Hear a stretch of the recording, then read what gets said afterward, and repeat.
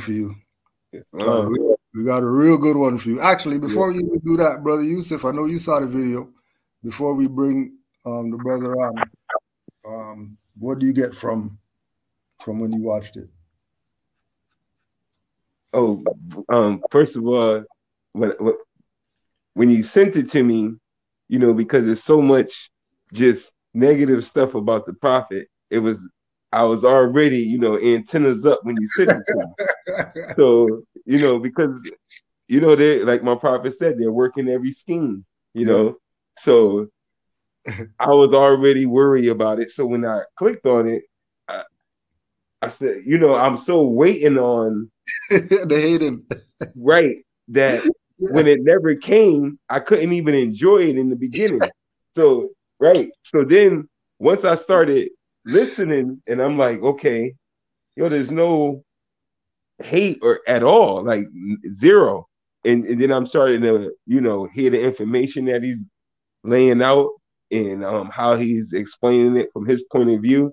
And I was like, oh, this is very interesting. You know what I mean? Because there was no shame at all. It was all honors to the prophet, like, and I was always asking, like, when I was watching, I'm like, oh, okay, this is interesting. I'm asking myself all of these questions, and then I tell a Grand Sheik, this is, an interesting little thing that he's doing. And the Grand Sheik sends me that he's interviewing them, and I'm like, yo, this is gonna be great. Cause now I get to at least put the questions in the chat or something like that. So, but just to be on the platform to be able to ask him these questions personally Yeah. is gonna be a great show tonight. A great one. A great one. Um, Islam. So let's get the brother on here so we could get going. We don't want to waste people's time. Brother Salman. Islam, Sheikh Islam. Tujo Peace and L. love. Peace and Islam to love. Brother Yusuf L. And Islam to all of the Moorish brothers and sisters listening all over the world. My gratitude. Assalamu alaikum. Peace be with you and yours. Thank you very much, brother. Appreciate you. Okay, we're gonna go right in and we'll do all the promo stuff before we go.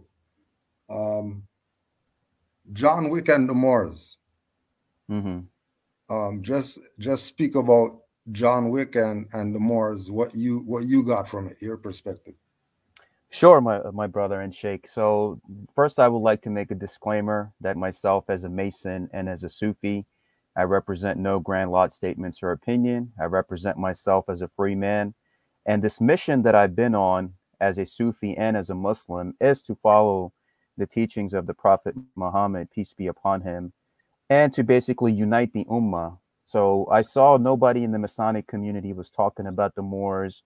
They were avoiding the subject of the Moors. And I'm like, you know what? If they're not going to do it, I'm a builder and I will do it. And that's what I started looking into the teachings of Noble Drew Ali. Living here in Philadelphia, I have many Moorish friends. And I realized that these people, their information, their love, their light, their knowledge has been so suppressed.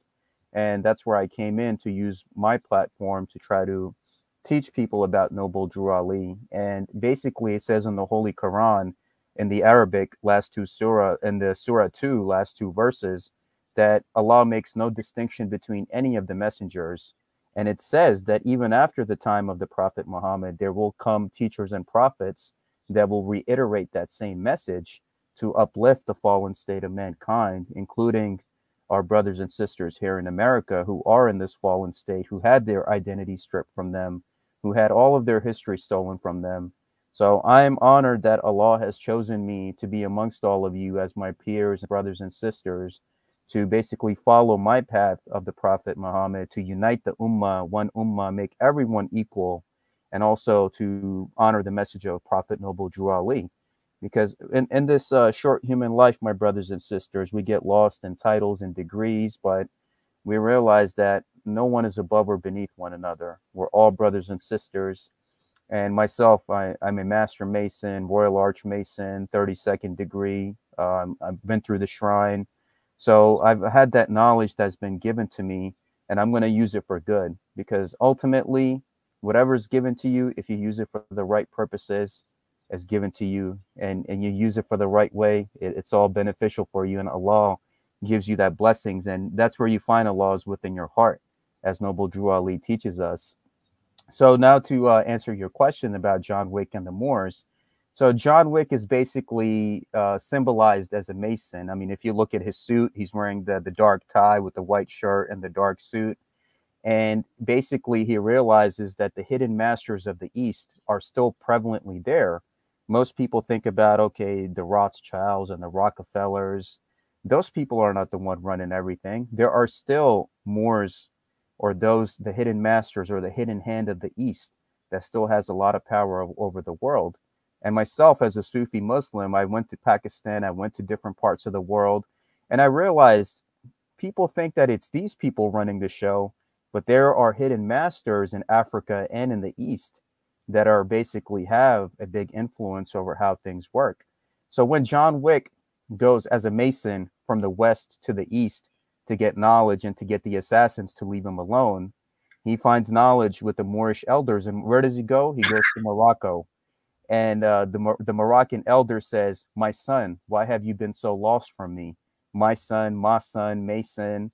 So he basically guides him, and John Wick goes back from the East to the West as the Mason that he is, and the West to the East with the knowledge and the protection that he's been given. So basically, what he said, "Why have you been so lost from me?" That basically means that a lot of those here in the West are still wandering and lost in the darkness. And that's why they're told to travel to the East. And even if you look at the origins of the Knights Templars and the Hugues de Pins, a lot of the French, a lot of them come from Moorish influence. Even America, if you look at the aspect of George Washington's letter to the Sultan of Morocco, and even Hawaii, most people do not know that Hawaii is the only state in America that has an Islam Day as a national state holiday every September. Why is that? Because if you look at the banner of the Kingdom of Hawaii, around like the 1500s, 200 years before America even existed, you see two Moors, dark-skinned Moors with the red fezzes holding up the banner of the Kingdom of Hawaii.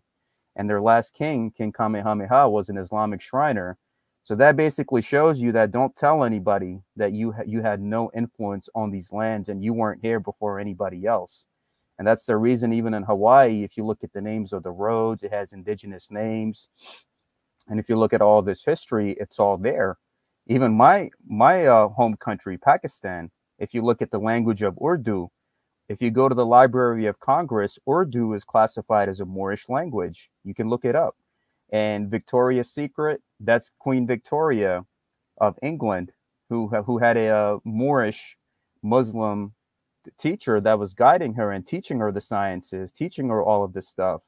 But that is Victoria's Secret, that she had a Moorish man that she loved, and he was the one that was teaching her everything. And of course, then you have the Moors of England, you have the African Moorish kings that had ruled India, because at that time, India, Pakistan, it was all one big territory known as Hindustan.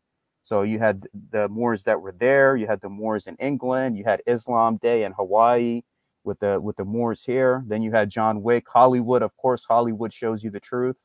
Then you had the aspect of him going there, and it shows you that this entire conglomerate, there are hidden masters of the East that are still influencing things in many ways. It's not the people that you can look up.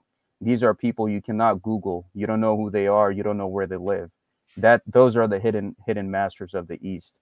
And even when I went to the East to visit a lot of the Sufi sheikhs and elders, they told me that for you, your life's purpose is going to be to unite the ummah of the Prophet Muhammad sallallahu alaihi wasallam. That no matter who they are, whether you're dealing with the Masonic community, your Moorish brothers and sisters, the Islamic brothers and sisters, the Sunnis, you got to bring them all together, because the only way we move forward is together. There's no other way we're going to survive with the times that are coming up. So that has been my intent and purpose. And when I made that video about the Moors, I got so much heat, especially from the higher levels, especially the white Masons that I was dealing with. But I stuck it through. I'm still doing what I'm doing, and I'm here because when you're on the path of Allah subhanahu wa ta'ala, you got to hang in there. You got to fight the good fight. You got to do what's right, and you can't get intimidated and run away. And you got to know that if I'm on the path of the Nur, the path of the light, there's no force on this earth that can stop you, because as a Mason, you're taught to not fear any danger. As a Moor, you're supposed to put your faith in Allah. As a Muslim, you're supposed to put your faith in Allah. So that's the journey that we're on, my brothers and sisters. Is right now we're living in pivotal times, and we need each other. We need that proper companionship, that proper knowledge. Hone a skill within yourself. Find a good hobby. Get together. Form your groups. If nobody else is talking about the things you want, you do it yourself. And this is what I have been doing in the Masonic community as well.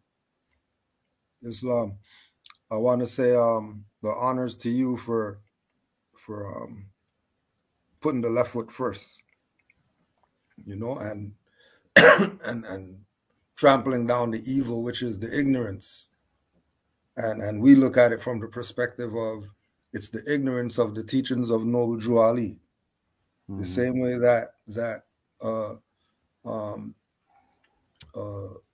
quote unquote Muslim would look at Prophet Muhammad. That's how we look at Drew Ali. Yes. And we give Muhammad his honors as we have to for all the prophets. You know what I mean? So to go through the video and be able to have this dialogue so that people could see that it's a build. It's not a you're lecturing. It's a build with two brothers. It's a build with family. It's we would have our lessons of the mysteries of the secret brotherhood of the East. But we'll say, you know, of the West, because we're over here. You know what I mean? It's an honor to be here, and I could speak for majority of the Moors out there that it's an honor to hear somebody speak to this caliber with Noble Drew Ali's name, because we've been around to know that people don't do it. Even Moors in the temple and Moors who have nationality cards and fezzes and turbans, they don't do what they're supposed to do. But we'll get into all of that. But yeah, go ahead. Sorry. See, the thing, Sheikh, that you mentioned is so grand, because what I've learned from the elders of the East, that it's not about the nationality card. It's not about wearing the turban. The real initiation happens here in the heart. And in Sufism, they tell you about taskiya nafs, that everything, if you want to find Allah, find him within your heart. Prophet Noble Drew Ali teaches us the same. And if you look at the Arabic Quran, you go to Surah Baqarah, which is the second surah, and you read the last two verses, it tells you that we make no distinction between any messengers. So Allah subhanahu wa ta'ala is telling even those that are listening in traditional Islam who think the Moors are, you don't recognize the Moors. It says it in the Quran. You read the Quran and it tells you that there will come guides and teachers and prophets who will reiterate that same message.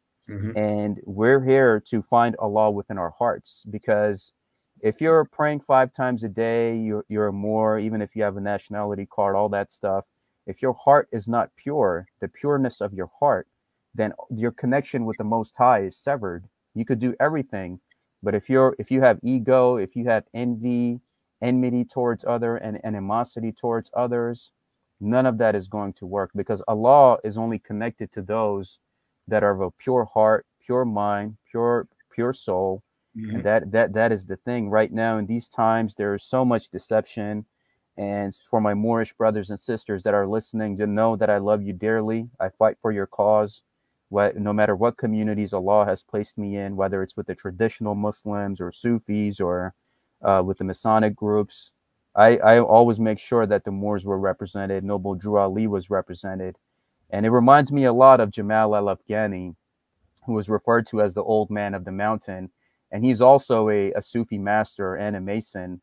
And he is known to have come to Chicago in the winter of 1882 or 83. And he has encountered the family of Noble Drew Ali. So those hidden masters of the East, they know who the Moors are. They know who Noble Drew Ali is. And that is what the synchronicities that happened in his life, which eventually led him to go to the East and follow the path that he was meant to follow. But ultimately, my brothers and sisters and Moors listening, it's your heart. You want to find Allah, find it in your heart. I know Masons who are 32, 33 degree, but they are still not initiated because they have blockages in their heart. Mm. It's about the heart. If your heart is pure, Allah is with you through thick and thin, and trust me on that. Islam. Brother Yusuf, you have any interjections right now? Islam. I'm just I'm just amazed. You know, it's just I know you're tripping, right? You're right tripping. because the way he talks, like even when he said the traditional Muslims, and I was like, wow, he even said it that way. Like I've never he's talked so correct. I'm not used to it. You know what I mean? I'm like, wow. It's like it's like me finding a book that I want to read that I don't have to take out the Negro black and colored and put more in my head. Like he he's just talking smooth. You know, he just like, and it's very rare for me to hear that. It's like I'm very shocked, and I appreciate like one I wrote it down when he spoke of his he said I have many Moorish friends, and I was like even little stuff like that. That's amazing to me. You know, I'm like that's a sentence now. You know, I have many Moorish friends. Like we're Moors. Like that's you know we were they called us you know all these other brands, and this brother just came up here and just playing this. I have many Moorish friends, and I'm like wow, he just said it regular. Like that's regular to him. You know, like he may not see it how we're seeing it, you know, because we've been branded so long, but just those little sentences alone. Oh, I have many Moorish friends. That's stuck to my heart. You know what I mean? I'm like, wow, he called us Moors, you know, like that's big time to me, you know, like he Yeah. didn't he didn't say, you know, us so trying to be more the so-called Moors and all that. I have many Moorish friends. So I appreciate you big time for saying that, brother Islam.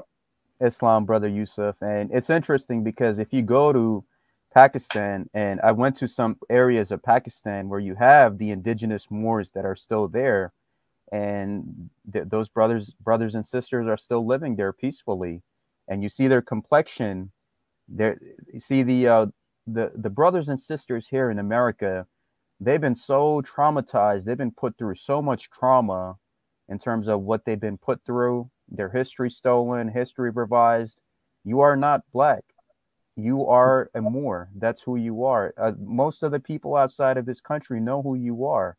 Even if you go to the Vatican, the Pope is worshiping the Black Christ and the Black Madonna.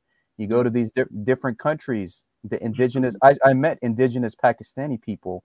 My complexion is a little lighter, but I met the ones that are there that are indigenous, and I wouldn't been able to tell. Like those original people of the world, the sun-kissed people of the earth, they are still there. And right now, what's going to happen is Allah subhanahu wa ta'ala is the best of all planners. So Mhm. after the 400 years of slavery, you're going to see year by year, week by week, day by day, month by month, the people are going to start to wake up, and they're going to start to get their power back through knowledge, through education, through awareness, especially, what you YouTube brothers are doing too with this great platform. It's so pivotal right now that the only way that we can win this war is through education and awareness, and Yeah. through basically to purify our heart and to control the lower self, which in Mhm. the Sufi aspect, they tell you have to defeat shaitan, you have to defeat dunya, your nafs, and letting go of this world, and know that, okay, but when I was born through my mother's womb, and of course, when you come through the canal, that's why they call the boats moored out in the bay, moored, because the Moors were explorers. They were going all over, whether it was in Spain, in the Alhambra. And I've been to many Masonic buildings. They have like Moorish like architecture inside, which I even covered in that video. So that influence is there in terms of the Knights Templars studying with the Moors and their origins coming from Moorish Sufis. Whether the Eurocentric Masons want to give it credit or not, because they're going to cover stuff that makes them look good and feel good, but who can blame them? Anybody would do that. But at the same time, you have to realize that things come full circle. Everything comes full circle, and through education and awareness, everything is going to come together. And right now, with this time that we're living in, even what Prophet Noble Drew Ali has taught is that you have to ultimately find it within your heart. And there's another teaching that he gave us is that your greatest enemy my Moorish brothers and sisters, your greatest enemy is your own self. Your greatest friend is your own self. And what he teaches is that you have to work on yourself. If you hone yourself into a great being in terms of your posture, your etiquette, how you deal with each other, your heart, your lower self, trust me, the Moorish people, they have so much potential. And it just goes to show you why your history has been so suppressed. Why have you been lied about? Why have your identities been stolen and rebranded? Because you're powerful, but nobody wants you to know that.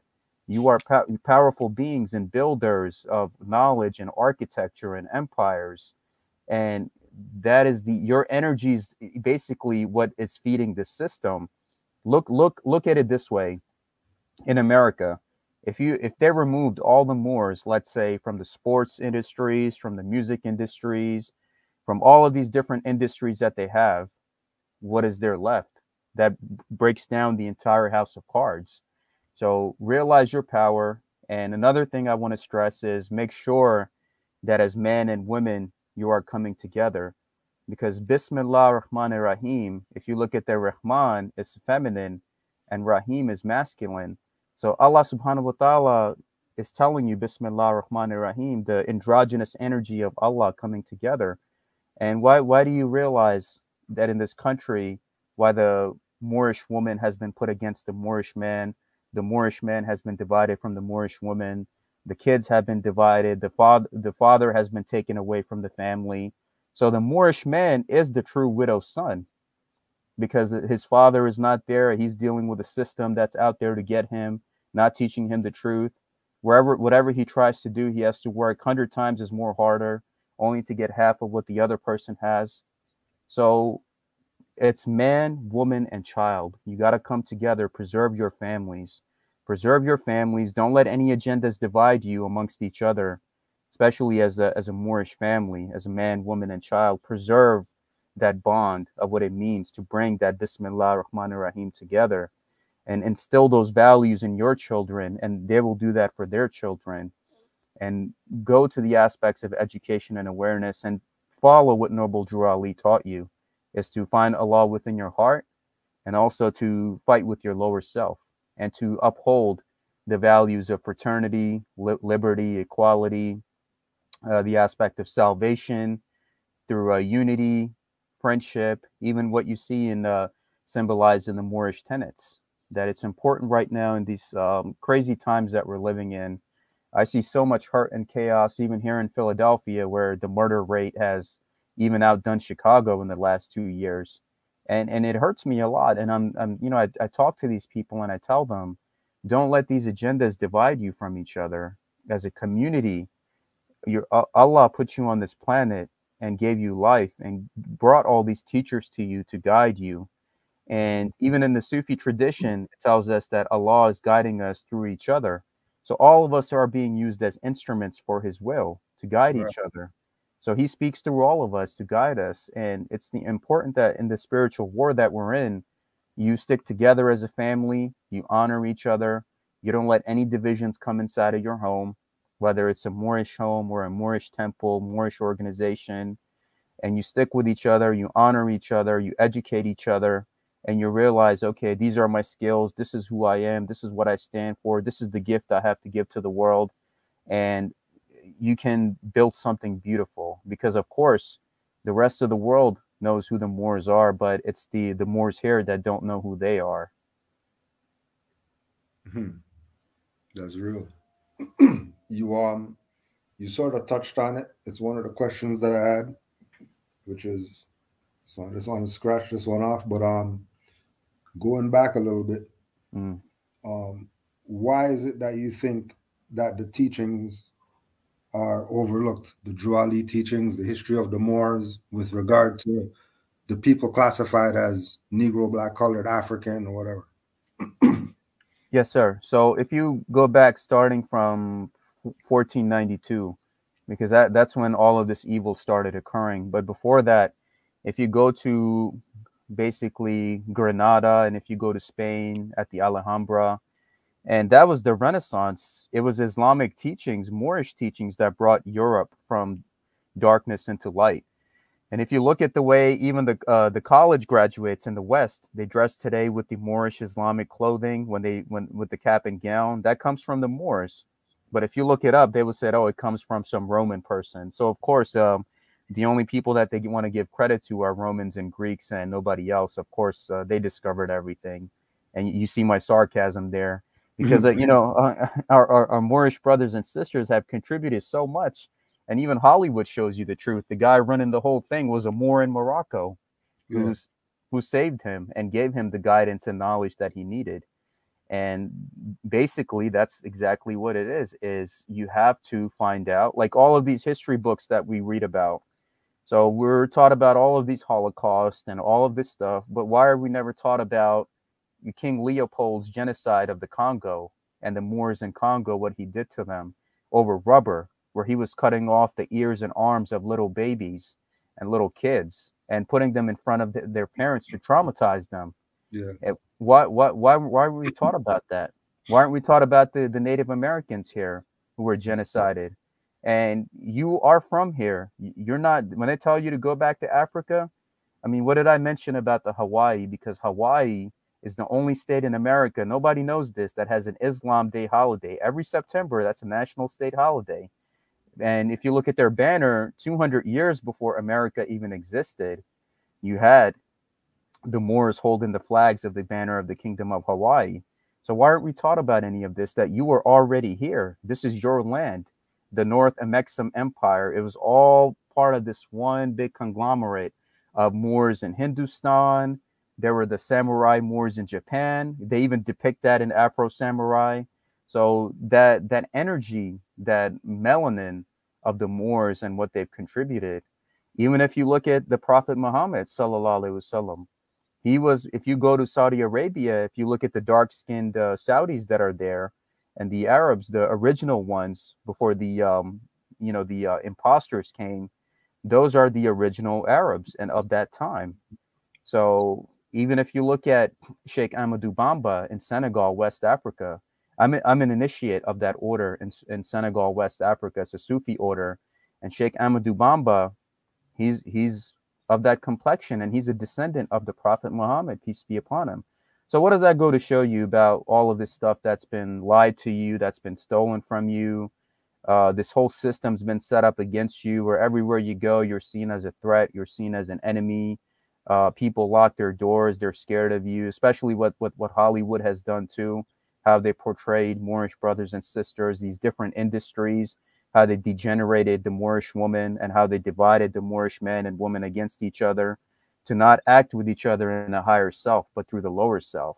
So again, Bismillah ar-Rahman ar-Rahim, you got to come together, man, woman, and child, because that is the preservation of your lineage. And Allah is the best of all planners, and know that no matter what the enemy tries to do against you, we're still here. We're doing our thing. The more still exists. And that is the most important thing, is you keep your faith in Allah. It's your heart, what Noble Drew Ali said, your conduct, your family, education of self and others. And if you look at the picture that he has in front of the Grand Temple in Chicago, look at all of the Moorish brothers and sisters that are all behind him. It's that aspect of unity. The families coming together, educating each other. Everyone has a good etiquette, the way they talk, the way they act, the way they dress.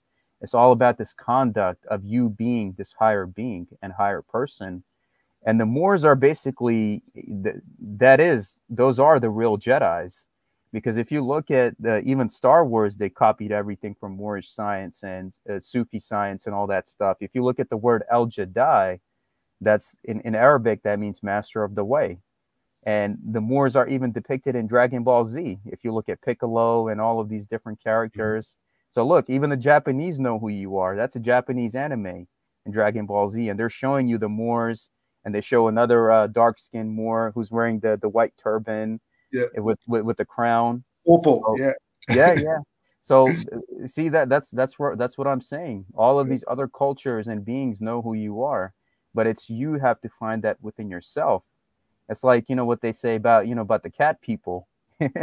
So you have to find that within yourself and know and educate yourself in these times that we're living in. is who I am, what I stand for, what's going on around me, what has been stolen from me. Okay, they're telling me to go back to Africa, but I see this flag of the Kingdom of Hawaii that has dark-skinned Moors holding up the flag. So where should I go back to? Because all of this land is, I'll see all of these countries and borders and boundaries. These are all artificially man-made. If you go out and look at the world as a whole, it's one global harmonious body. And that North Amexem Empire and Morocco, and even Morocco recognizing America as the first country, George Washington's letter to the Sultan of Morocco, all of these things are relative. The Knights Templar being descendants of Moorish Sufis. So all of it is there. And it was through them all of these renaissances came, but the credit is not given to the Moors. And of course, we're living in a society that if you're not of a certain complexion, no matter what you do, it can never be seen as right. And that is unfortunate. But remember, Allah tells you to put your faith in him because he will deliver the justice for you. And we must look at the atrocities and injustices Noble Drew Ali went through.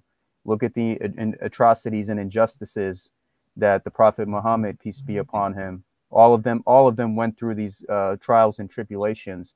And in the Sufi path, they tell you the harder, the better.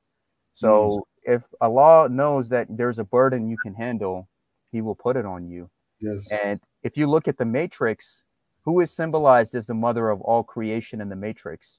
It's the Moorish woman. When Neo goes to visit the Oracle, it's always a dark-skinned Moorish woman who is there to guide him. And what is she referred as? As the mother of the Matrix, the mother of all creation.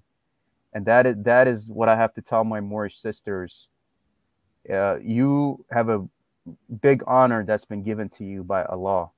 So honor that by upholding the family, upholding your Moorish husbands and sons and your brothers, and vice versa, them to the divine feminine, because it's important in these times. And I see how that division has destroyed the families here, even in the Philadelphia area, where I see where basically the father can't see the child, and it's just so much trauma and hurt that I see. And I realized this is not what these people deserve. They got messed up big time by this system that miseducated them and traumatized them. Islam, brother. Islam. Go ahead, Brother Yusuf. I know your wheels are turning right now. Yo, going crazy. Islam. Yo, I'm gonna ask like two questions in one, I guess. So like, when did you find out about the Moorish paradigm? And through your travels, what do you hear of the Moorish paradigm in the West here? Sure, that's a good question, Brother Yusuf, and I thank you for asking me that. So the Moorish paradigm I discovered, let's say in 2011, where I was working at a job here in the Philadelphia area, and where I was working at, there was a lot of Moorish brothers and sisters that were there. So I spent a lot of time with them naturally, because you bond with those that are there in the place of your residence or your workplace.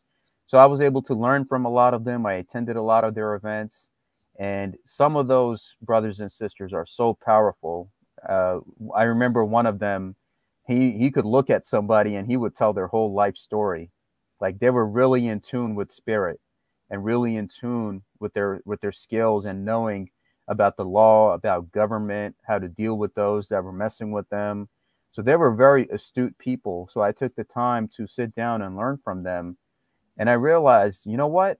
It just something that clicked in me, that there is something about this that is not being taught. And that's what naturally came to me, where I became a Sufi, I became a Mason, I traveled all over the world. I went to Pakistan. I saw indigenous Moors in Pakistan, dark-skinned, curly-haired people in the city of Karachi. I went to different places, and I'm like, you know what? Every single thing that I was taught in America growing up in the school system, every single thing has been a lie, except like maybe reading or writing or like basic skills like that, which you need. Reading and writing in terms of basic skills you need in life to do the things that you need to do. But besides that, every single thing was a lie. So, of course, thanks to the internet and plus spending time with the Moorish community, I started educating myself. I educated myself. I educated myself. Meaning, what I'm saying here is you got to put the work in. Those that have traveled the road before you, they have went through their trials and tribulation. Meaning, if you're on any initiatic path, you got to take the time to study. Study, study, study. Study is very important. You have to read, you have to comprehend, you have to understand, you have to learn from different perspectives, learn how to put two and two together and be like, okay, now I got it. That's when the light bulb goes off. And all of it just came just collectively to me. And of course, Allah guides whom He wishes. There are those that He puts in darkness. And it says in the Holy Quran, in the Arabic version, that basically there will be those that will always be deaf, dumb, and blind, no matter how much evidence you show them. And they're going to be those people that Allah brings from darkness into the light. So again, you have that aspect of darkness into light. It's all coming from those Islamic Moorish origins. The depiction of the Prophet Muhammad, peace be upon him, he was a dark-skinned Moor, but they will never tell you that. If you go to these different teachers, you look at a lot of the Hindu gods, Krishna, and all of these beings that were depicted with this dark blue, dark black hue. Those people of Krishna are still there in India. Those are the indigenous Moors in India that Hollywood doesn't, or the Bollywood doesn't want you to see.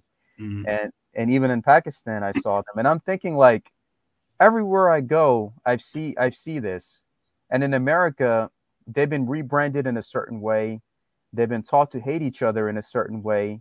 They've been taught to hate each other as man and woman a certain way. Their families are torn apart.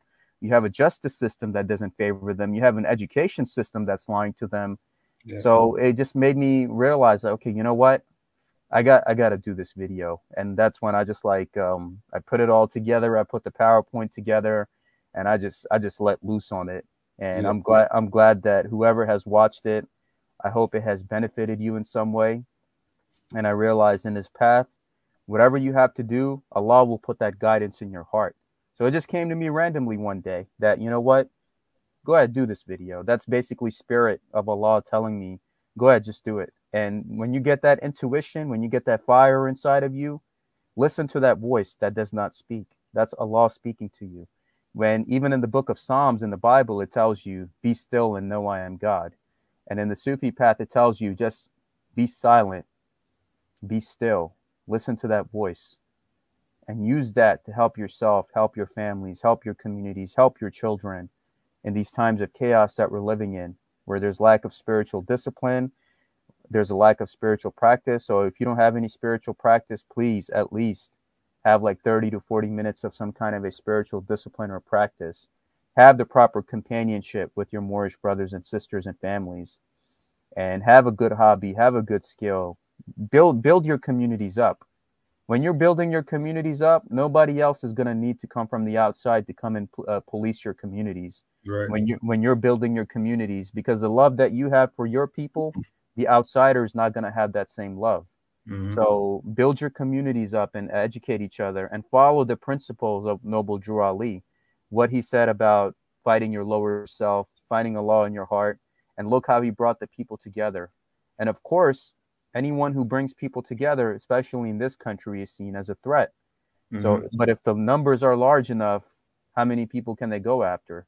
So you all have to come together, and that this is even what the vision that Jamal al-Afghani had when he had this task to plant those seeds in a certain way, or these other beings that know who the people of this country are, that this is your land. When they tell you to go back to Africa, you tell them, no, this is my place. I'm not an I'm not a black person, what you classified me as black, because black means death. If you look at the aspect of the etymology of these languages, and if you look at these different words, anything that's associated with black, they try to downplay your humanity. They downplay your humanity. They don't classify you as a full citizen or as a full human being. So gain that sovereignty.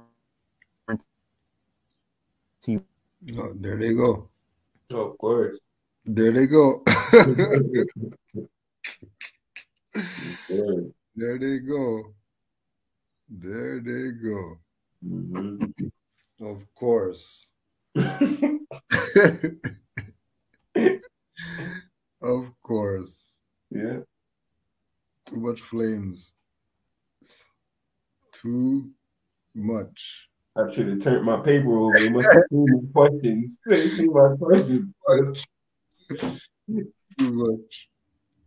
Look at I that. need to know about the hidden hand of the East. I need to know stuff. I got a lot of questions. Man, this is great, Grand Sheik. Yeah, yeah, yeah. He'll be back. But I you wanna see, right? That's more science. That's more history. That's all the stuff that, all the Negro, Black, whoever's supposed to be talking, that's how they're supposed to be talking like him. How come they're not talking like him? How come only Moors are talking like how he's talking?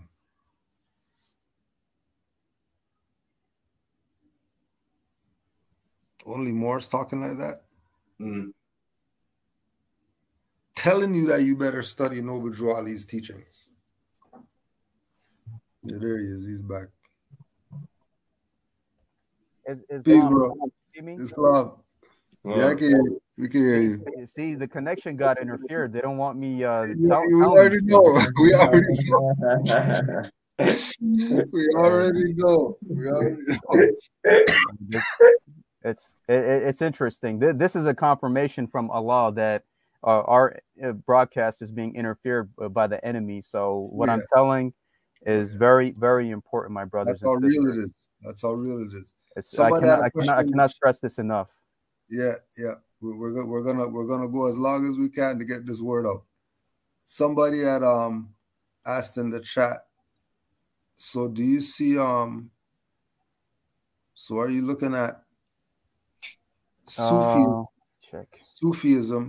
in the connection between do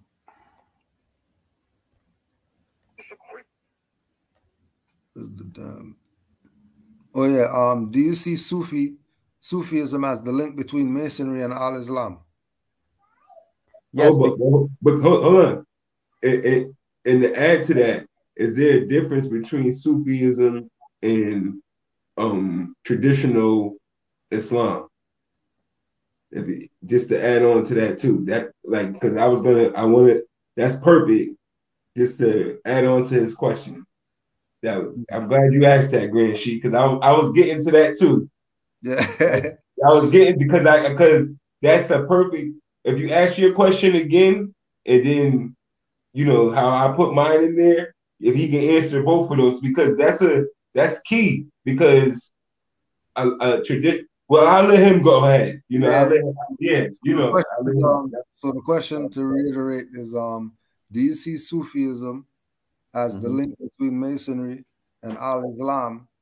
And is there a difference between Sufism and the regular Islam that everybody else is doing, that they would know what the Sufi is but not really gravitate there? Sure, that's a wonderful question. And to start, if you look at the Holy Bible, Mark 4:11, Christ says that those basically that are initiated in the inner path, you will be taught the inner mysteries. Those on the outside, you will be taught in parables. So the Sufis were the inner initiates of Islam. They were known as the people of the bench, and the Suf, they were the wearers of the woolen clothes to represent the purity, the safwa of each other and their character. So the Prophet Muhammad, peace be upon him, instructed them into the inner sciences of al-Islam. But of course, after the death of any leader, you have those that pervert the teachings for their own gain. So then you have this group, this sect, this Sunni, this over here. So everyone is kind of like doing their own thing. But the true Islam is in the Sufi inner sciences, meaning, and of course, that's tied in with Moorish science too, since the Prophet Muhammad himself was a Moor in his complexion and in his teachings. And if you really look at it, it's about unity with yourself in your heart, unity with Allah, unity with the one ummah. And by one ummah means that no matter what group or nationality you're dealing with, it's all one. Everything is this one unity, that the only way that we can go together is with each other. And it tells you that Allah subhanahu wa ta'ala is this perfect divine treasure that is experiencing this reality through itself and through each other. So basically, Brother Yusuf, Sheikh Kujo, myself, all of the brothers and sisters on the chat, it's like Mr. Rogers holding up the puppets and talking to each other, but it's connected to that one source. So Yeah. Allah subhanahu wa ta'ala is manifested in all of us, in all of these physical avatars. So if you tell somebody that if you're hurting somebody, you know, in reality, you're hurting yourself. If you're killing somebody, you know, you're killing yourself, because Right. it's all one being that's manifested. And that's why it says in the Quran that if you save one person, you saved all of humanity. You killed one person, you killed all of humanity. So the inner Sufi sciences tell you that everything is indeed one. Allahad, in the Arabic word, that Allah is one. Everything. Allah is the only reality. That's what the Sufis are taught. Anywhere, keep in mind, any place where there's division of any kind, that's not a teaching of Allah or God. That's a person serving their own ego and their own hubris and masking of thinking that they're worshiping something. Anything that's of unity, of love, peace, and harmony and salvation, even what Moorish science teaches us, it's about bringing people together.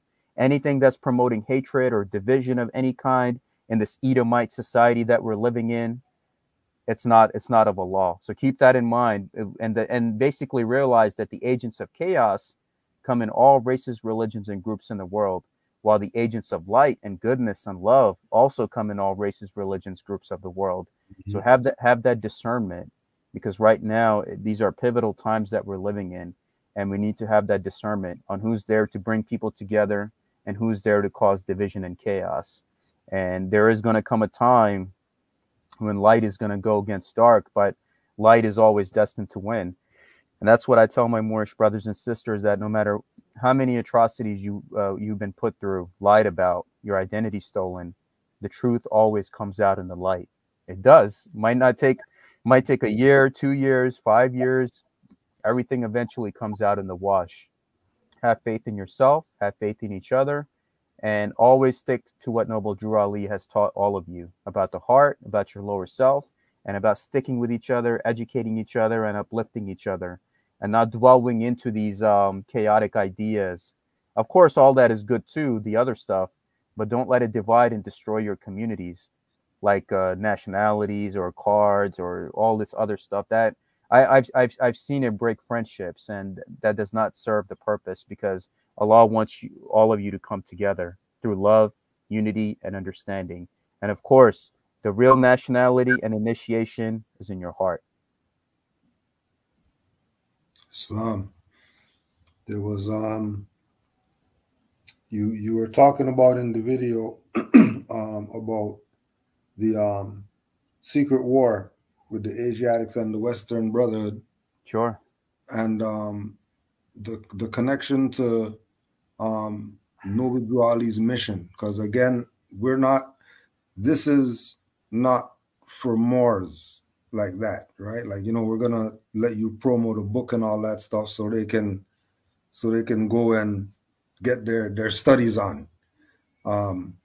This is for, to cast the net to see who we're gonna get that are on the fence with regard to Drew Ali and the Moors and nationality and whatever.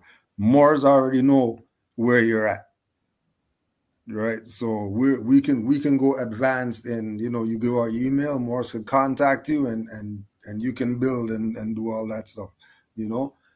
This is really to get some things out relative to our people taking what Moors have been saying for 100 years as serious, because it's coming from somebody who doesn't phonetically look like them,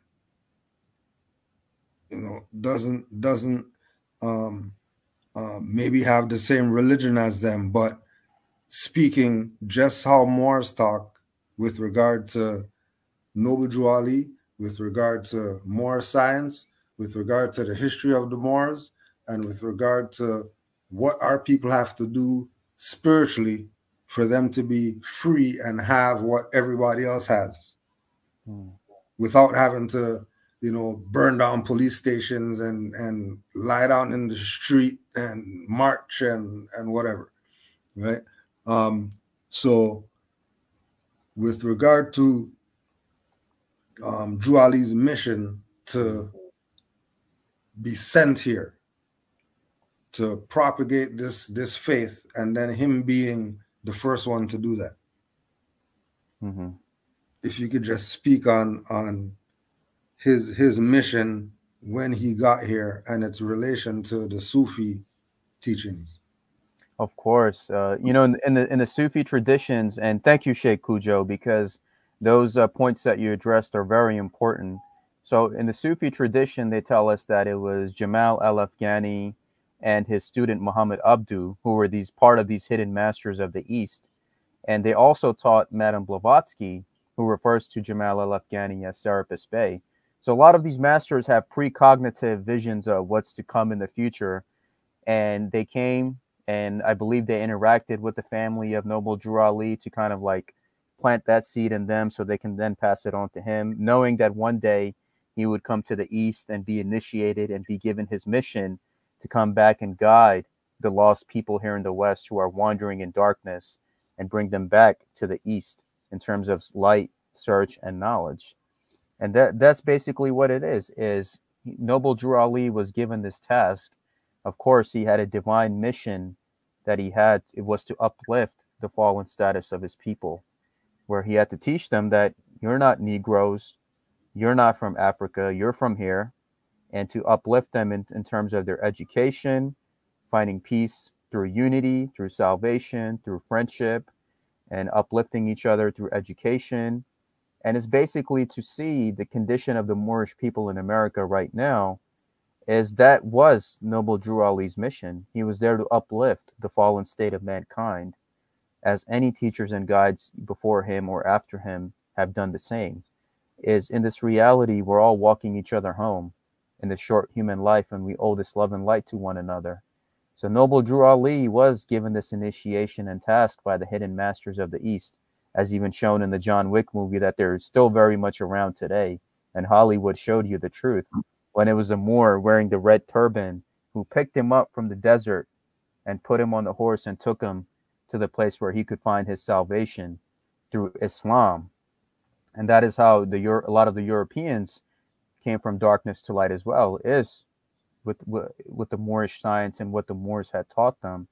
So in the Sufi circles, even with what I've been taught and what I've been exposed to, Noble Drew Ali was given this mission where his task and the life that he led was supposed to be exemplified by all of the people that came into his life. When you see that picture of him standing in front and all the brothers and sisters are behind him, he was implementing a part of himself in each and every one of them, meaning that if the enemy had done anything to him, and of course they did, then all of those teachings will be preserved to this day. So even no matter what they did to him, Noble Drew Ali, we're still talking about him. His history is preserved. Moorish science is preserved. Moorish brothers and sisters and their temples and their institutions and their teachings, everything is still preserved to this day. So it's about putting a part of yourself in those that come to you to uplift them, so then they can do that for each other. Then they can do that for their children. They can do that for their families. They can do that for their communities. And right now, what I see in cities all across America with this high crime rate, so much bloodshed and violence and killing and hatred, we have to follow what Noble Drew Ali said. He established the first Islamic presence in America, official, in Chicago in the early 1900s. And that message, what he taught, is still so prevalent today, is unity, education, upliftment of each other, and understanding. What is the one problem that I've seen with the Moorish brothers and sisters here in America? Now, I'm an outsider, so this is an outsider's perspective. They fail to stick with each other. You have to learn how to stick with each other and be loyal with each other through thick and thin, and put your faith in Allah. Look at the struggles and the sacrifice of Noble Drew Ali and all the teachers before him and after him. You don't want all of that to be in vain. So you have to make sure that what's been passed on to you, You pass it on to your future generations with those abilities of uplifting each other and knowing the knowledge and the understanding that you need to navigate through these times, and trusting Allah always, because what else he said? Allah is in your heart. Yes. Um, on that note, in the video, you were talking about your favorite quote from Noble Drew Ali. Yes. If you could talk about that, because that was good. Well, that basically, again, it reiterates what Noble Drew Ali said, that if you're trying to find the enemy is your lower self. You have to basically work your way out through your lower self and become that ascended master that you're meant to become. And that's basically it. Even in the Sufi path, it tells us that you have to fight with the shaitan, with dunya, with the materialistic world around you, with its pettiness and ego and divisions and him or they, this or that, all of this stuff that people just fall into. And at the end, if you just close your eyes and be silent and observe the world around you, all stillness, all basically knowing that, okay, if I react a certain way, then that will be reciprocated back to me. So ultimately, it's your reaction. When something is there to trigger you in some way, something is there to get you off your square, get you off of your Moorish science, or make you act out in a certain character, just know that that is the dunya and the shaitan that is testing you, that is wants you to fall in this Edomite system that we're living in. And Noble Drew Ali always taught us to education, awareness, unity, belief in Allah in your heart, and also to always keep your cool, always keep your composure in your etiquette and your dealings with self and each other. Because at the end, if you're dealing with a parasite that's there to suck you dry, if you don't give any source of life or any reaction to that parasite, eventually it'll go away. And the importance is, of course, also unity, unity, unity. Moorish brothers and sisters that are listening, please stick with each other. Please don't have any kind of disunity with each other, because that's the only way we're going to survive these times that are coming up ahead.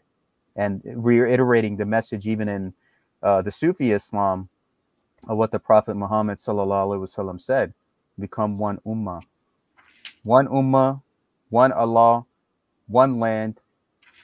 Even taught in the Moorish science, the original people of the earth, and the Mexam Empire and these different empires in India, Moors depicted in Japan in the cartoons and the animes. So everywhere, all around the world, your history is still honored and preserved by those that know. Those that know, they know. Those that don't know, here in America, I cannot stress this enough. Now you have the internet, and there's so many resources that are out there. Study, study, study, and make the effort to hone yourself into a better being day by day, week by week, month by month, year by year. You owe that to yourself, because it's like even in the Sufi and Masonic teachings that you'll be given the tools, but if you refuse to do anything as a builder, then you can't blame anybody. It's you. You have to fix yourself. Even what Noble Drew Ali has taught us, it's you ultimately. It's how you sculpt yourself as that perfect master will be in those same vision, that how you will view the world. How even the Sufi teacher Omar Khayyam said that I myself am heaven and hell. If you want to keep yourself in a state of heaven, that's how the world around you will manifest. If you want to keep yourself in a state of hell, then that's what will manifest around you, and that's what will be depicted around you. So imagine if I go to a Moorish community here in Philadelphia, and all of them are like, boom, they're on their spiritual discipline, their spiritual practice, they're all sticking together. The conditions of those neighborhoods would change overnight. That's that's how powerful all of you are, if you knew that. Yeah. When you were saying earlier about those that are in the know, and you were talking in the video about the whole idea of people's perspective, that, well, the Masons aren't talking about it, and the Morris perspective is, they have some superior position over the European, when you have a different way of looking at this information and the mission of presenting how you're looking at it. So if you could present the idea of, because you were making reference to um, people say Masons don't talk about it. Well, here I am.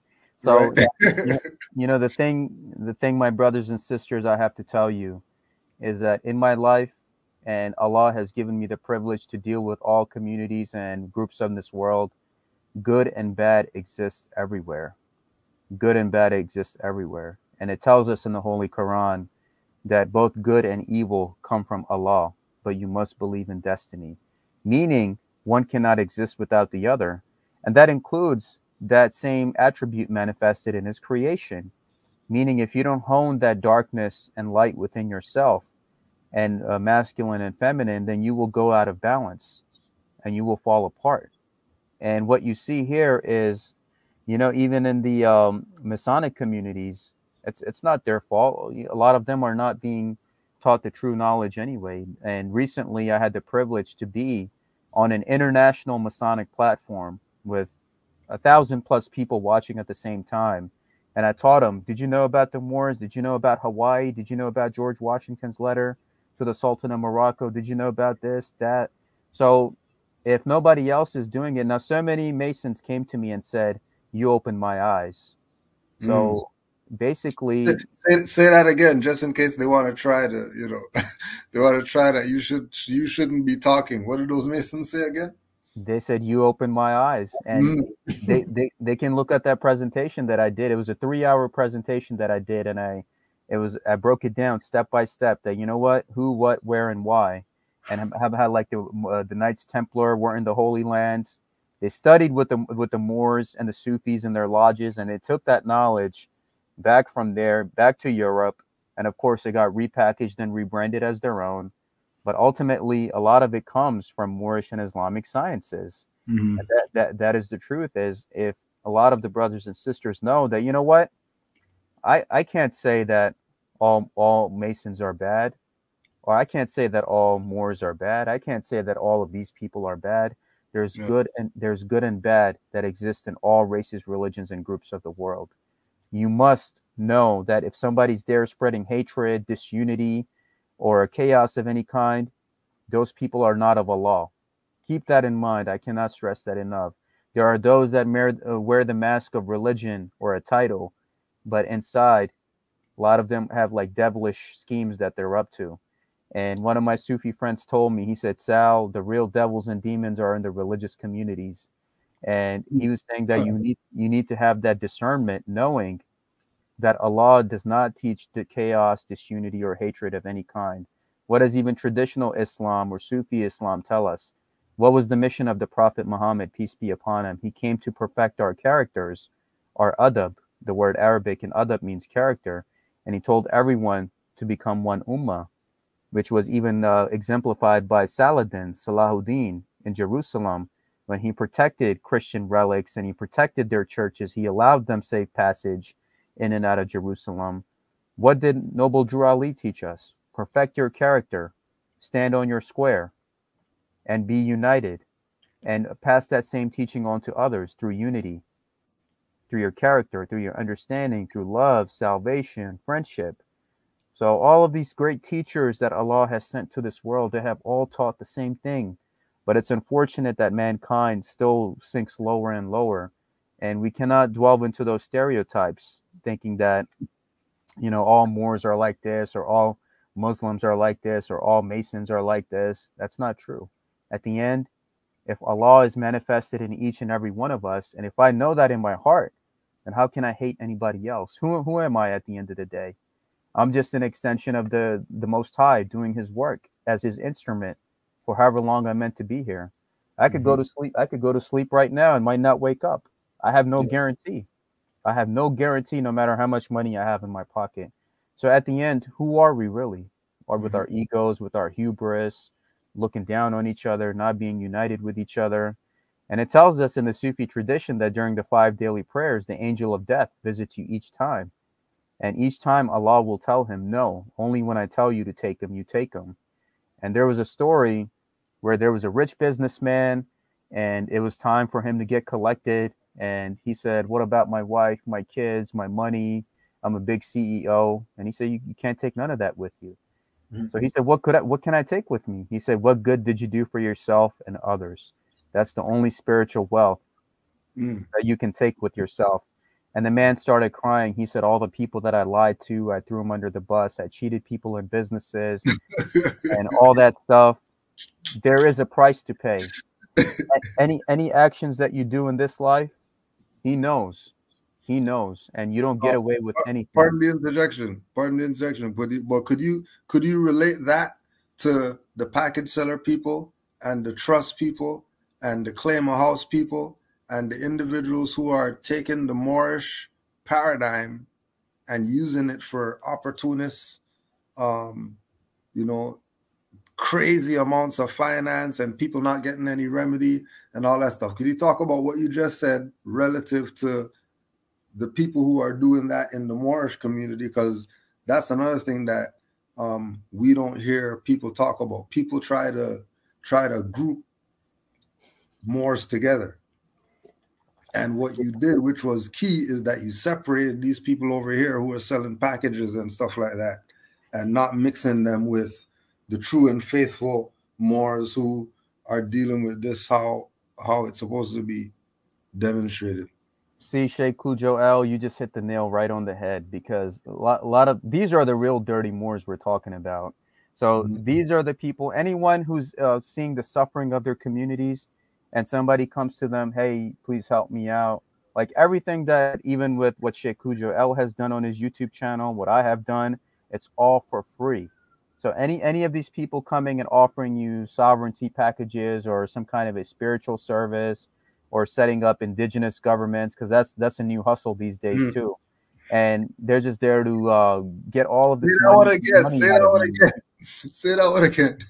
So I see a lot of the dirty Moors setting up indigenous governments too, and that's another unfortunate hustle that I see, that they're hustling their own people and putting them back into bondage, because all of that stuff is useless. I've seen people get into big trouble here in Philadelphia.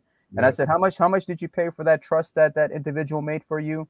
He said, oh, I paid $700. And I look at this and I'm like, you got to be kidding me.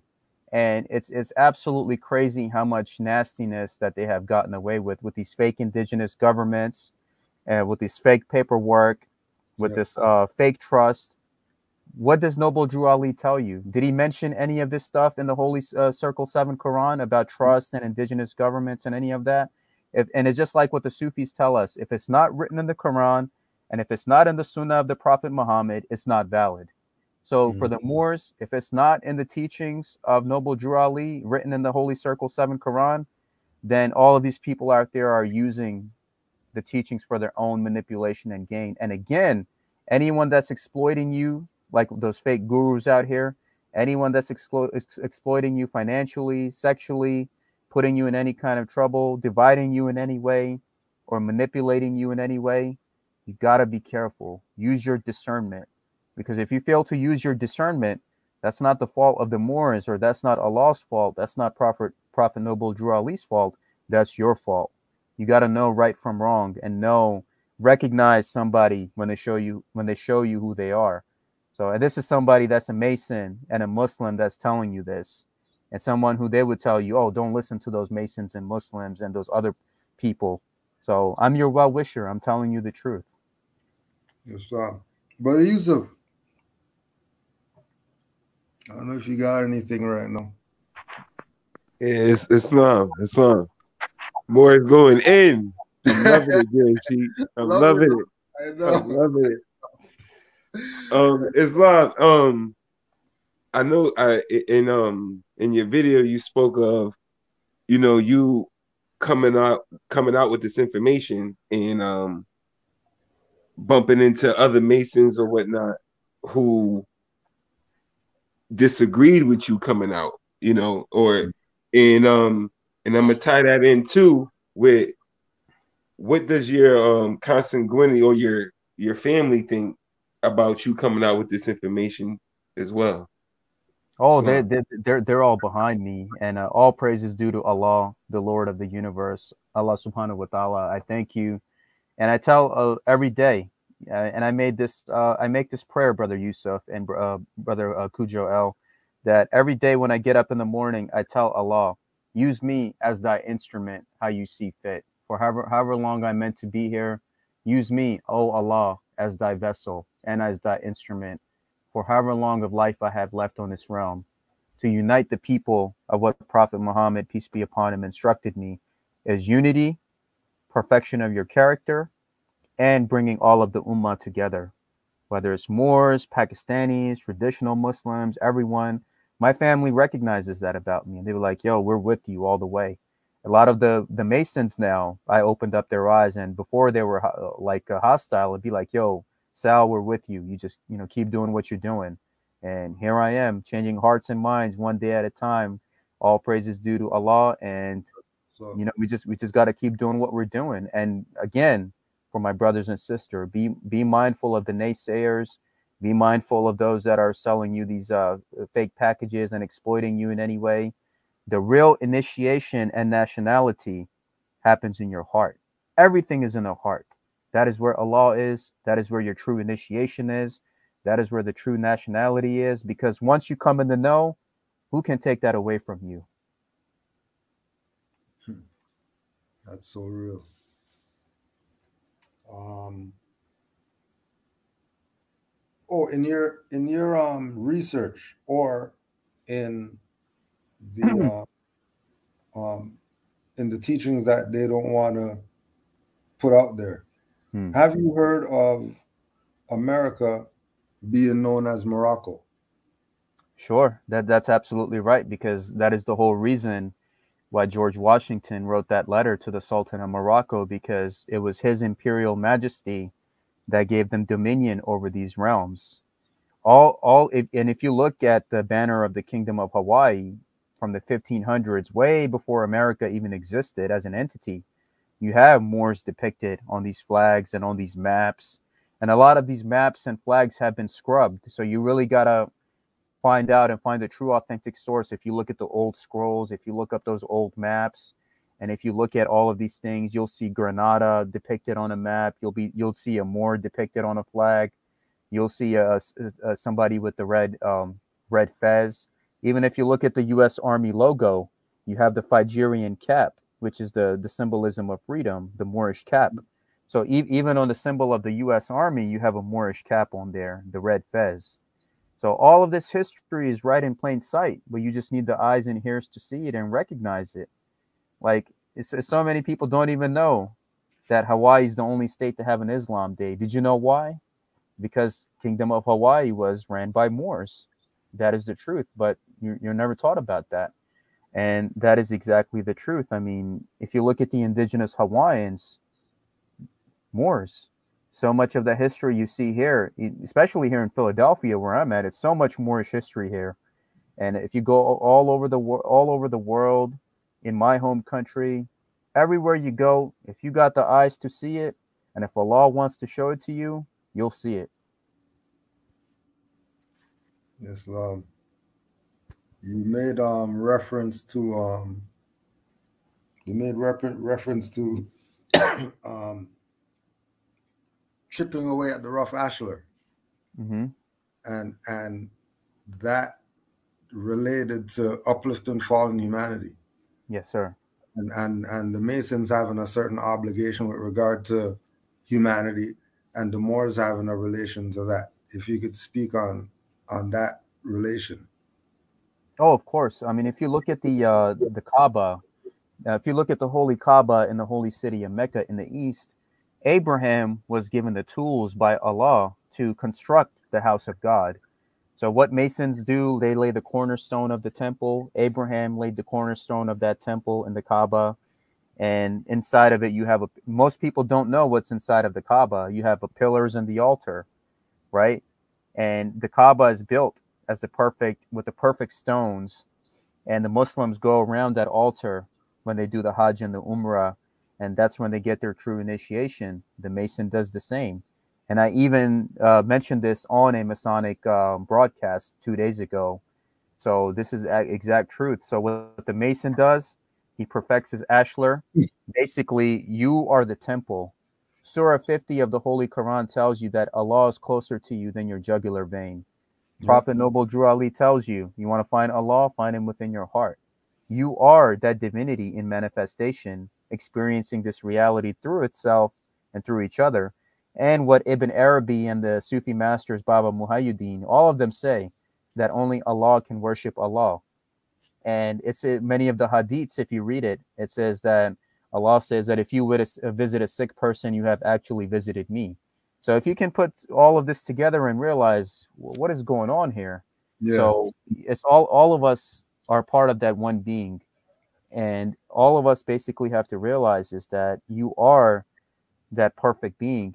And each way you got to chip away at your rough ashlar, meaning you got to think better, you got to know better, you got to do better. Is there anything that I could have said better? Anything I could have did better?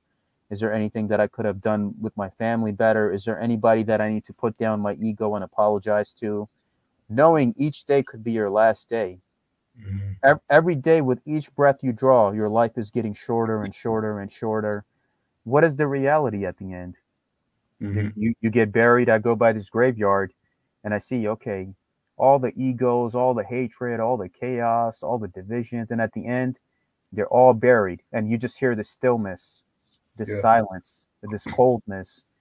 And I'm like thinking, what is it really about? And it's about even what like the angel of death says. What good did you do for yourself and others? That is the true wealth you are taking away with you. So with me, it's not about me being a Sufi or a master mason or a 32nd degree or royal arch shrine or all that stuff. That doesn't mean anything. Those are all titles and illusions and egos and hubris. The real wealth that I have is me chipping away at my rough ashlar until it becomes a smooth ashlar. And my brothers and sisters, what good did you do for yourself and others? Think about this. If let's say right now, if you go to sleep and you know that, oh, you know what, today's my last day on earth, what would you tell the people that you love, those that love you, the ones that you love? Would you tell them to chase after vanities and illusions, or would you tell them, please love each other, help each other, uplift each other, and be in unity, focus on your heart, give your life to Allah? Same exact teachings what Prophet Noble Drew Ali and the Prophet Muhammad, peace be upon them both, have taught to humanity to uplift the fallen state of humanity in this grand scheme of things, in this cosmos that we're in, to know. And, I tell my Moorish brothers and sisters, don't fall into any of those divisions of any kind. Don't let anybody exploit you or manipulate you in any way. This human life is too short for all of that pettiness. Spend your time in unity, love, peace, and understanding. And that is the ultimate truth. That is the basically what the Kaaba is, the Ka and the Ba, the aspects of your soul. Find it within yourself, connect to Allah. Everything else, if you walk that path, all your needs will be provided for. Think of all the things that you went through in your life. Somehow, some way, you survived it all, right? Because you were meant to. So there's that. That's peace. Brother Yusuf, you have any more questions? I think I got two more. Let me see. If anybody in the chat, if you have any questions in the chat, just put it in all caps. Sheikh Kujo, this has been so beautiful, and the video that I made of Noble Drew Ali and the Moors on my channel, I give permission to Canaanland Moors to download it off of my channel, and you can upload this on your channel. So thanks, brother. all of the brothers and sisters can reference to that also if needed. Yeah, we'll definitely do that. Go ahead, brother Yusuf. Just a quick little one too, because I had wrote it down when he was speaking of the Sufis, it being known as the people of the bench. Now, I just wanted to know if it was, did I say that right? Was it called the people of the bench? Yes, my brother. They were the people who used to live outside of the residence of the Prophet Muhammad, peace be upon him, and they were referred to as the people of the bench. Just like how in Mark 4:11 you have those that were the true initiates, and those outside that were taught in parables. Mm-hmm.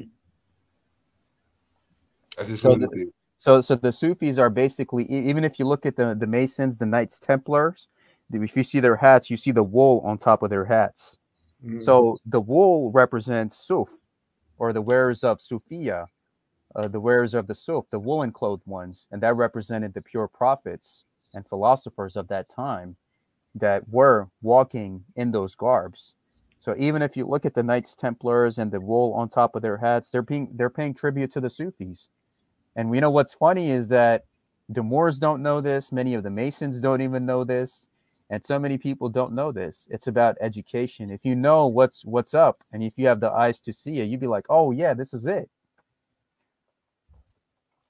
So it's basically it's those that are walking the path of purity, path of true initiation, walking the path of Allah subhanahu wa ta'ala, following the teachers and guides that have been sent to guide us. And to this day, their message is still prevalent, even in the post 2020 world. It's so much needed. That's amazing. I wanted you to also touch on, because you made reference to it in the video. You sort of skimmed over it, but just to um, get some detail from you with regard to the Noble Drew Ali lesson of our people not being Negro, black, colored, Sure. and having a nationality, El or Bey. There's three others: Day, Al or Ali, Hmm. and the importance of not having this quote unquote slave name. Hmm. So Noble Drew Ali, from my understanding, from what I've seen in my studies, and through depicting it from my Masonic knowledge, Moorish knowledge, and Islamic knowledge, everything in the title, because words are spells, and that includes basically the title that's associated to you. So if you come into your full birthright name, and if you attach the L or the Bey, and there are records that you could look up. I even showed this in my video, which depicts that the true Moorish beings are the ones that have the Ali, the L's, and the Beys. Those are the ones that have kind of reclaimed their names. So if you want true sovereignty, you want true nationality, just reclaim your name and follow that within your heart and get through all of the indoctrination. That is the true initiation and nationality, which no one can take away from you. And there are records that you can look up, US government records from the Library of Congress and other places, which shows you that you are the Ills and the Bays. And even the video that I'm giving permission to Sheikh Kujo L to put on this channel, you will see. I will give you the exact reference on which letter of Congress and which exact government document Get up it to refers to all of $2,100. you as the Ills and the Bays. Mm-hmm. That's what's up. That is what's up. Also, in return, I wanted to ask you, my brother, is when this is uploaded, may I have the permission to share this with the Masonic channel as well? Oh yes, most definitely. Do what you will. Do what you Thank you. will, Thank because you, Sheikh. So, we know that it's the will of Allah. These things aren't happening because of our physical whatever we've done. There's definitely something higher going on with regard to um, this idea of universal unity with yes, those who are vibrating on a certain frequency. You know, um, indeed. and we've been saying it. I'm sure in the Sufi circles that are on the knowledge, the Masonic circles that are on the knowledge. Hmm.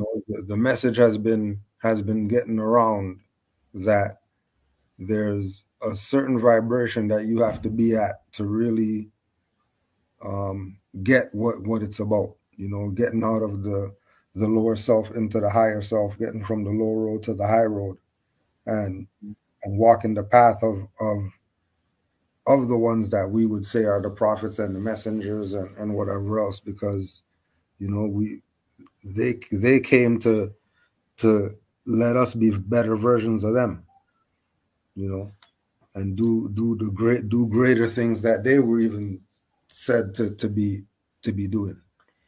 Exactly. So it's Sheikh, to add to what you said, and that is beautiful. And I'm glad Allah has given me the privilege to be in the company of all of these different groups and peoples.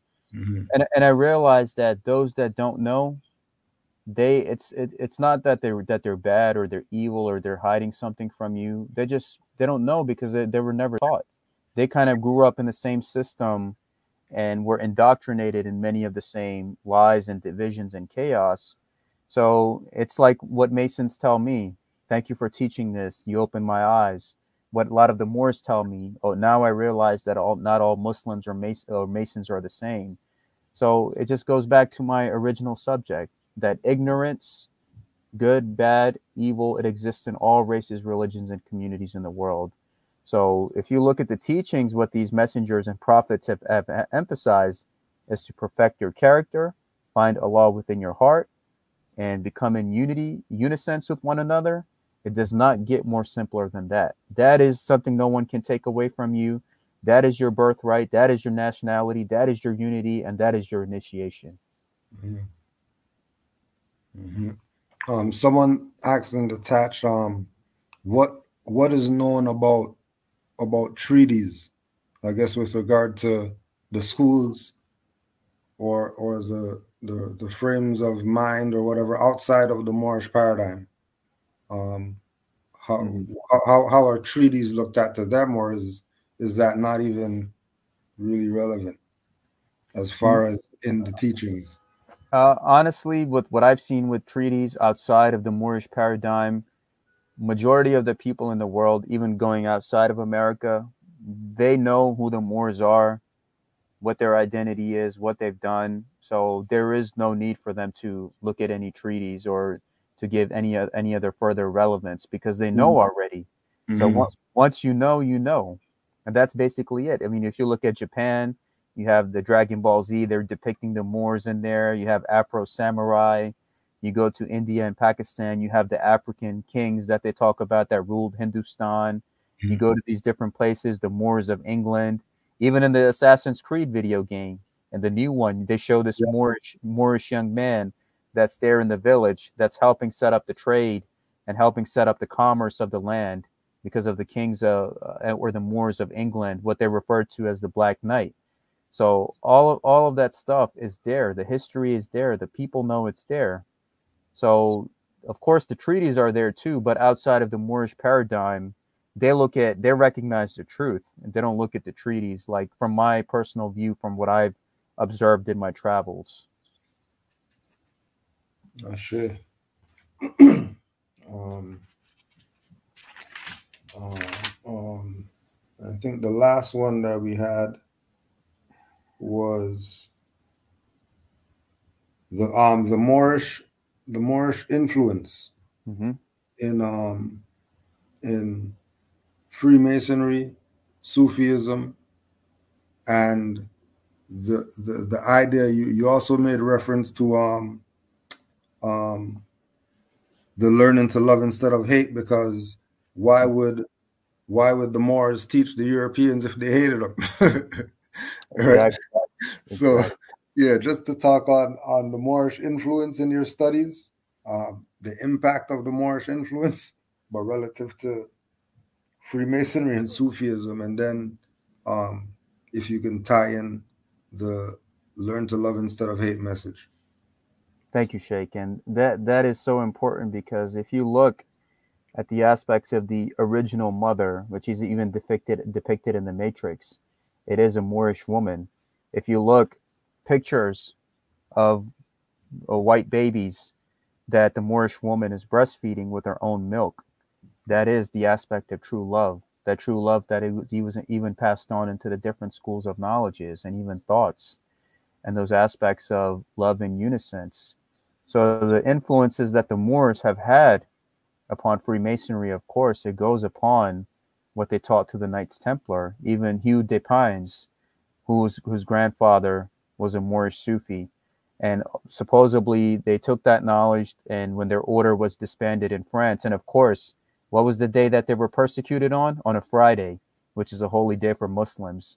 And they were said that they were worshiping Mahomet in secret, which is Muhammad. They were classified as Mohammedans who went away from the teachings and controls of the church. And then when they went to Scotland, all of that renaissance that occurred through Masonic schools of thoughts, what was the origin of it? It was Moorish science. When they were studying under King Solomon's temple, Nabi Suleiman, Prophet Suleiman, who we regard as a prophet, all of that teachings and knowledge was there. That was taken from the Moorish and Sufi lodges that were teaching the perfection of your character, of chipping away at your rough ashlar, how to become one with Allah. And what is the goal of the Sufi? To become one with his beloved. Rumi is always talking about that I'm separated from my beloved, and the only thing that they want is to become one with Allah. What is the Mason's goal? To become one with the grand architect of the universe, to become a better man, good man becoming a better man, to chip away at his rough ashlar. I mean, look at what the Masons are doing. They're doing fish fries and doing all of that stuff in their community. They want to see people come together. They want, and if they don't know anything, that's not their fault because it was never taught to them. That's why I came in and taught them. You know what? Moorish science is teaching you this. Sufism is teaching you this. This is teaching you this. And not just that, I covered like Hinduism, Confucianism, Buddha, the 5 pillars of Buddha, the 5 pillars of Islam, the pillars of Masonry, the pillars of Islam. It was all relative. And I'm like, okay, this knowledge was taken from here, went to Europe, repackaged as their own, and redistributed as what we know as Freemasonry today, which is Moorish science. So if you're a Moor that's on your square, you're learning knowledge, you're perfecting your character, you're becoming one with Allah, there's no difference between you, a Mason, and a Sufi, because all of them are doing the same exact thing. If you look at all of these religions that are out there, if I'm here in Philadelphia and there's 6 different ways for me to go to New York City, I could get in a car, I could catch a bus, I could catch a plane, I could catch a Amtrak train. It's all taking me to the same place, and it all serves the same purpose. So whatever path that is there, I've seen that there was truth everywhere. The oneness of Allah subhanahu wa ta'ala is everywhere. It was everywhere. That's what Allahad is. Allah is one, meaning through us, through his creation, through the teachings, through the philosophies. If something is helping you become a better person and is increasing your light and knowledge, then there's nothing wrong with that, no matter what path it is you're following. Anything that's teaching unity, division, or chaos of any kind, no, that is not of Allah. Anyone that's exploiting you in any way, no, that is not of Allah. Anything else that is teaching you that truth and unity, because at the end, Allah says that I will love and forgive everyone equally. And that is in Moorish science and Sufi teachings as well. That if you put your complete faith in Allah and God, the grand architect of the universe, even from the Masonic point of view, what danger do you really have to fear in your life? Keep doing what you're doing. You know, the Moorish brothers and sisters, keep doing what you're doing. The good Masons that are there, keep doing what you're doing. The good Sufis, the good Buddhists, the good Hindus, keep doing what you're doing. Because if you're honoring the will of Allah, then all of the blockages in your life will be removed. In front of you, behind you, to the left, to the right. There's no enemy that could do anything to you. And if you want to protect yourself against evil and occultists, have a pure heart. If you have a pure heart, there's no evil on this earth that can touch you. Yeah, that's what's up. We know that we're all Moors, but we know also, with regard to talking about Drew Ali, that nationality is the order of the day. So we just wanted to put your nationality on the record. And where was there any of this in your nationality as far as the teachings when you were younger? Because we realized that when we get into nationality and know Drew Ali, more science and all that, we realized that, you know, even as a dumb Negro, we were on more science. We just didn't know that it was actually that. But that, and then after that, we'll just put the book up so you could touch on the book for a little bit. Thank you, Sheikh. And you know, it's truly an honor and a privilege on my end to be interacting with all of you, dear brothers and sisters. And what is taught to us in Sufi sciences, and coming from my home country, the aspect of nationality, is to basically reclaim that soul identity of yourself. Because there's so many people that are walking around here, you might think that they're actual soul beings that you're dealing with, but their souls have been stolen from them. So the aspects of nationality means to reclaim your knowledge, reclaim your things that have been stolen from you, such as your attributes, your character, the way that you carry yourself, in your etiquette, thinking, knowing, understanding, presentation. All of that, you must reclaim that within yourself. Find that peace within yourself, in your heart, with Allah, and look up and ask Allah to do His will. That is the true nationality. That's something that no one can take away from you. Now, this is from my observation. Yeah. And I've seen people, that, especially the con artists and the dirty Moors, that have used that phrase and have exploited so many people in the Moorish community, especially with trying to sell them stuff using the words of the Prophet. So real nationality, my brothers and sisters, is within your heart. It doesn't cost you anything. Being connected to your fellow man, to Allah, to smooth out your rough ashlar, let it become a good ashlar, smooth ashlar. Chip away at your imperfections day by day. Become one with the Creator. Become one with your fellow man. Be the upholder of your community, where you have man, woman, and child, and your communities are together. Same thing what Noble Drew Ali protected in his time, when you see the people standing behind him in unison. That is what there is: unity, brotherhood, salvation, the principles of Islam, the pillars of Islam, principles of Moorish science. You do all that, that is a true nationality. That is the true initiation. And no enemy can take that away from you, because that is within your heart. Once it's set within your heart, who can really take away anything from you? It's between you and the Most High Allah subhanahu wa ta'ala.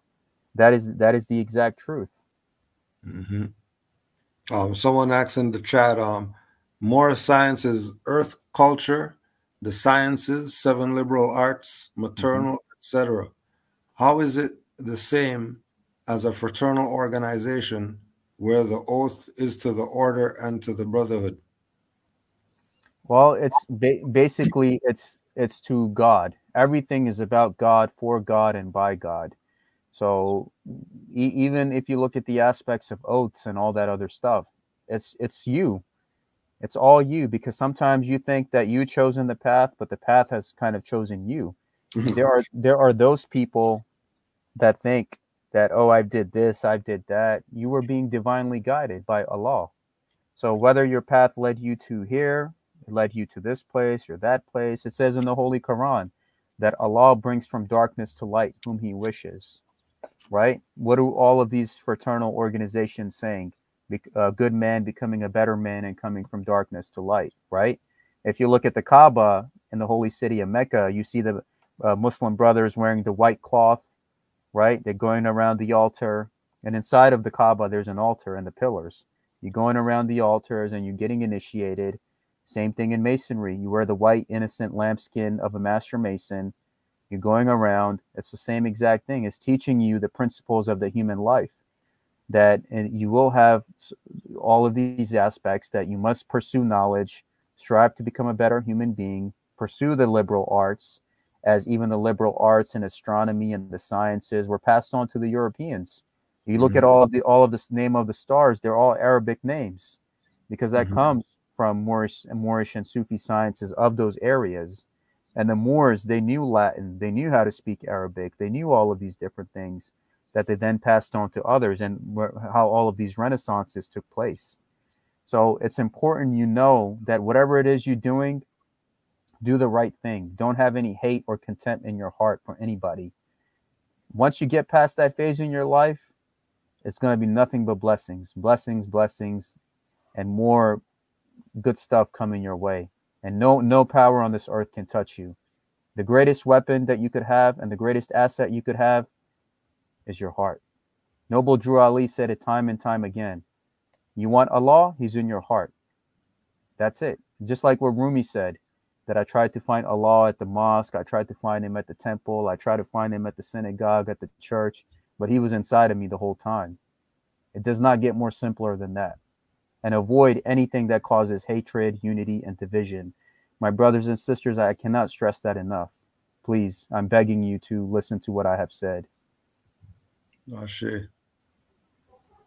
The spiritual reflections of the Sufi Freemason.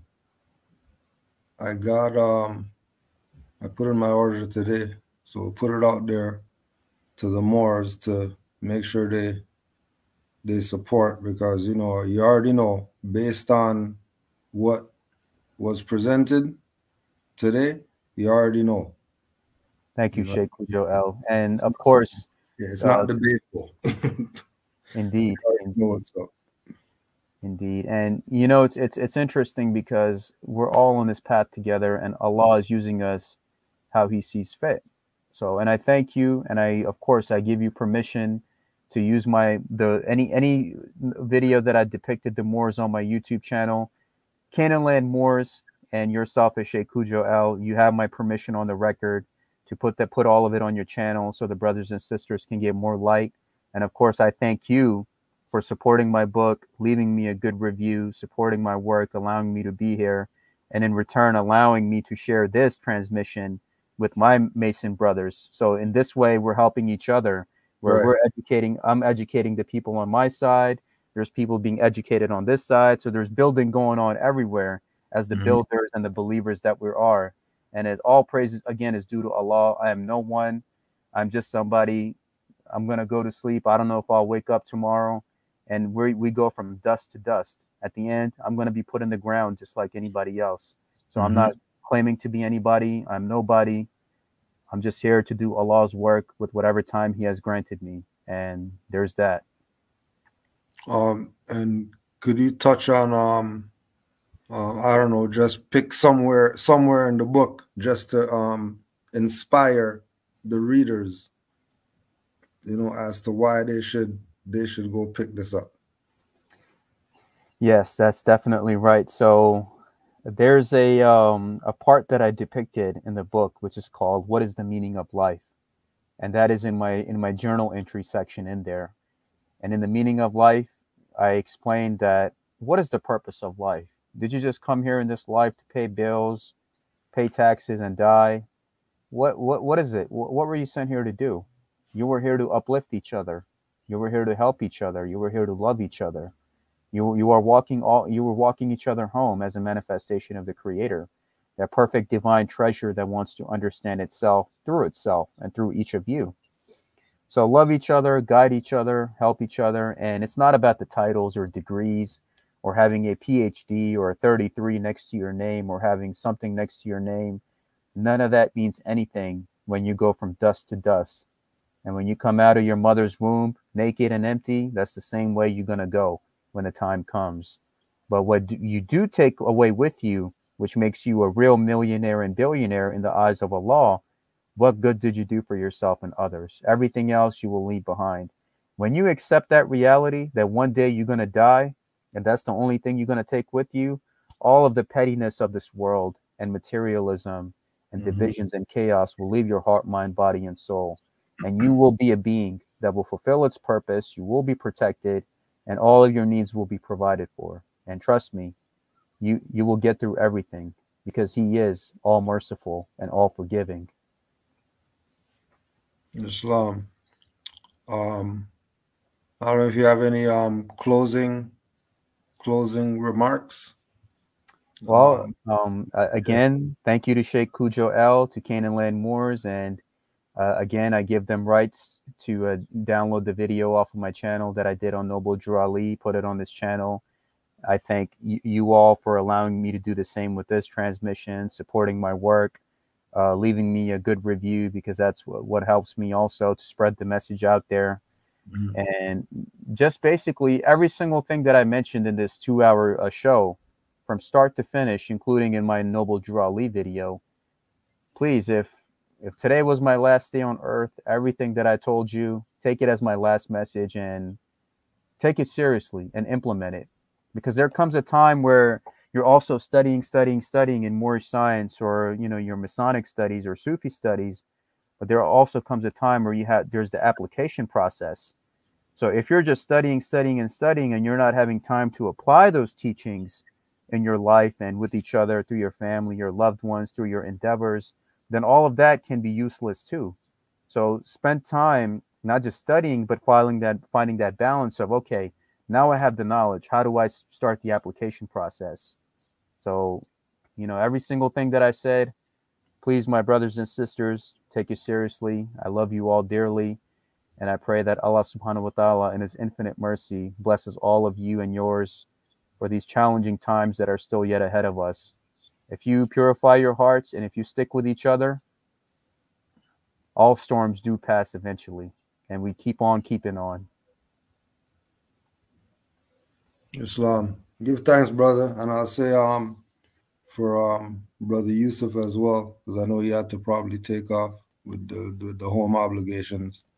But thank you and much love and appreciation to you for all the work that you're doing with, just putting the word out so that, people can know more than they knew yesterday. And, you taking the position of serving your purpose and being a living example of the purpose. And again, it was refreshing to be able to speak with somebody and see that they have the perspective of Noble Drew Ali that we have, and the honor and respect for the prophets and the appreciation for Allah sending us messengers that would get us on the right path of smoothing off our ashlar so we could be, on our square and in harmony with the universe. Indeed. And that's the best way to put it, Sheikh. Thank you all. My love to all of you. And may Allah continue to guide us, heal us, protect us, and give us the strength to uplift ourselves and uplift each other in these times that we're in. Oh, Islam. Hold on one sec. There's Brother Yusuf right there, because I know. And also too, if you have site, IG, or whatever else you want to put out, you could put that out too. So if anybody wants to get in contact with you. Sure. You can just look up my YouTube account, which is just my first and last name, Salman Sheikh, Salman. Last name is Sheikh, Sheikh. And my email is salmansheikh911@gmail.com. So that's my first and last name. The number is 911@gmail.com. Please email me with any questions or comments, and I'll be more than happy to respond to each and every one of you. So I thank you all dearly. Thank you for your time and the the love and privilege that all of you have given me. I really appreciate that. Brother Yusuf, you have any closing remarks? Because I know you wanna. We got at least a 15 minutes, so you could do it slow if you want. Oh, Islam, first just give thanks to the brother for giving us this time today and his point of view of the Moorish paradigm or Moorish history or Moorish bloodline. And I had to, because my phone had died, and I was like, I gotta get back on here. And I did everything to get it charged. I had to get back going because I had to give him thanks because he did a great job. Because it's hard to hear this information, how he put it. We always have to comb everything through with like we always got to put in the word more and stuff like that and fix stuff.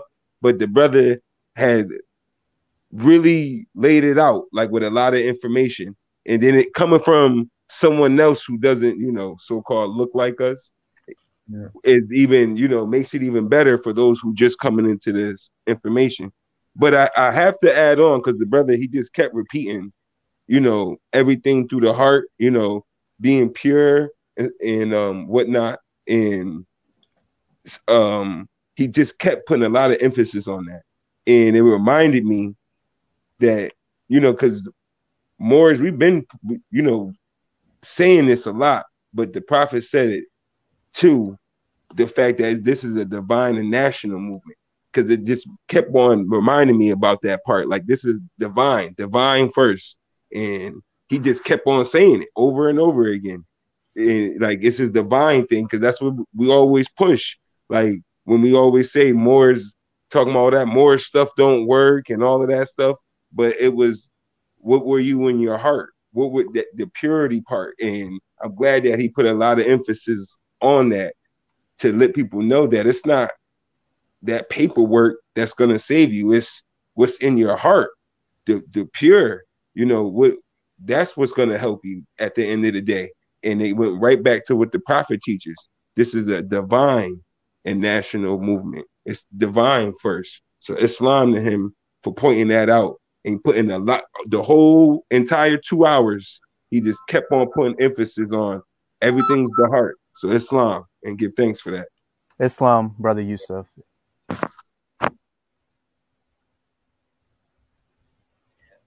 Peace, Moors.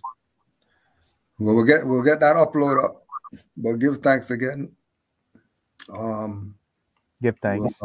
We'll definitely do this again once I get the book and go through the book, so we could go into that realm of the lessons. Yes, sir. But, thank you again, and peace and love to all the Moors worldwide. Honors to all the mothers, and supreme honors to the Prophet Noble Drew Ali, and honors to all the prophets worldwide. Peace and love. Islam. Islam. Assalamu alaikum. Alaikum salam. Islam.